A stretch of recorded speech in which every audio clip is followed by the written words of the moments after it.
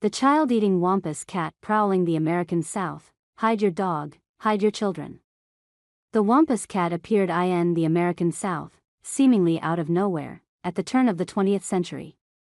In the newspapers of the day, the frightening figment was, for most, nothing but a name associated with feral violence. In those early days of the 1900s, Wampus cat was an epithet for the local ne'er-do-well in Fort Smith, Arkansas, a mascot for an amateur baseball team outside of Houston, and the moniker of the meanest, wildest, hardest-bucking outlaw horse ever seen in Flagstaff, Arizona. $50 said no one could ride him. The weird phrase seemed to originate in Scottish English. Wampish was slang for waving one's arms about. Though that benign image came with a sense of dangerous unpredictability. In the United States, catawampus had come to mean askew, often absurdly so, but some in the mid-19th century also used it as a catch-all for a mischievous, imaginary animal. In Sherman, Texas, though, the beast became real. As the story went, the great Wampus cat had first been seen on the Oklahoma border around 1900, the specter of some huge bobcat of past ages that shows up only on semi-moonlight nights in the summertime. It was real, too, in Quitman, Mississippi, where such a creature appeared after the floods in 1913, leaving behind 102 dog skeletons, completely stripped of fur and flesh, and it was real in Arkadelphia, Arkansas, where a Wampus cat terrorizing the community was finally caught in 1914. No longer is the name Wampus cat used in referring to a mythical cat-like being with a wicked disposition, for sick. In the woods of Clark County has been found the original animal, an anonymous reporter wrote in an article printed throughout the South and Midwest. The myth of the Wampus cat was becoming a reality.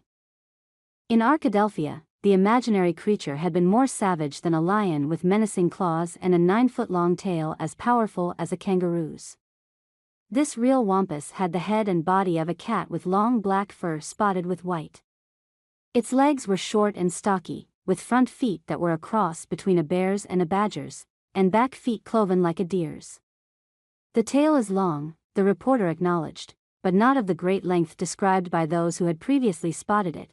There was great curiosity in this odd cat, and the beast was exhibited in the town for 3 days before it escaped. The woods are now being scoured for it and its mate, the reporter noted. The legend come to life would terrorize the South, in various guises, for the next several decades.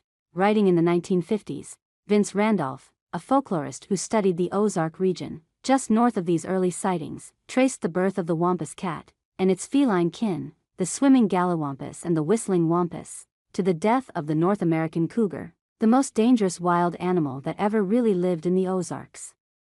Known as panthers, or painters in the local dialect, cougars had been the enemy of settlers throughout the 19th century, a constant danger to livestock and sometimes to children.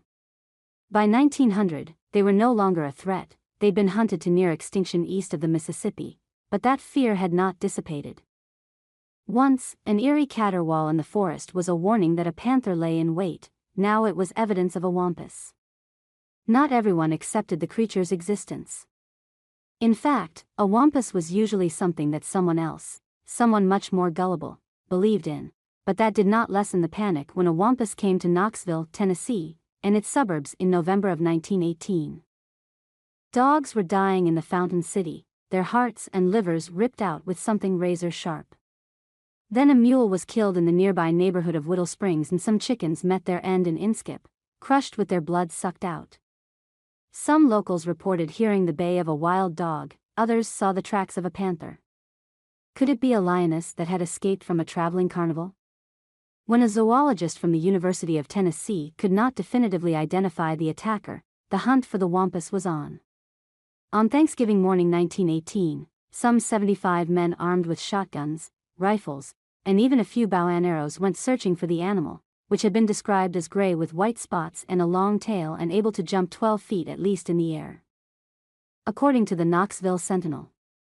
Others described it as just the devil in the shape of a tiger, who had come here to scare some of the wicked folks into doing right.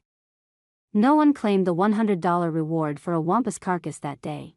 When a woman reported being attacked by an unidentified creature 2 days later, a local shopkeeper bought her torn dress and put it on display. Large crowds have been around the window, the Sentinel reported.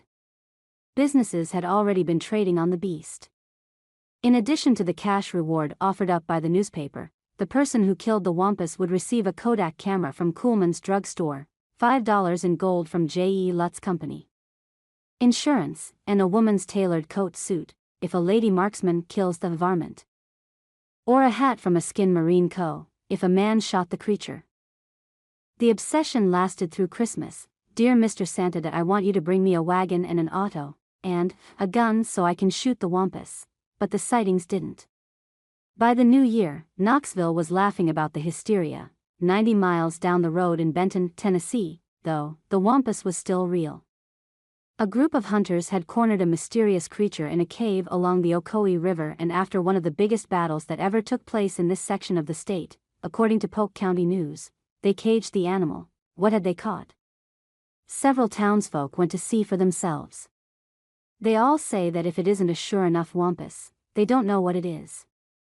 Feel free to leave a comment below. Thank you for following. Don't forget to subscribe to the channel to stay updated with hot news every day.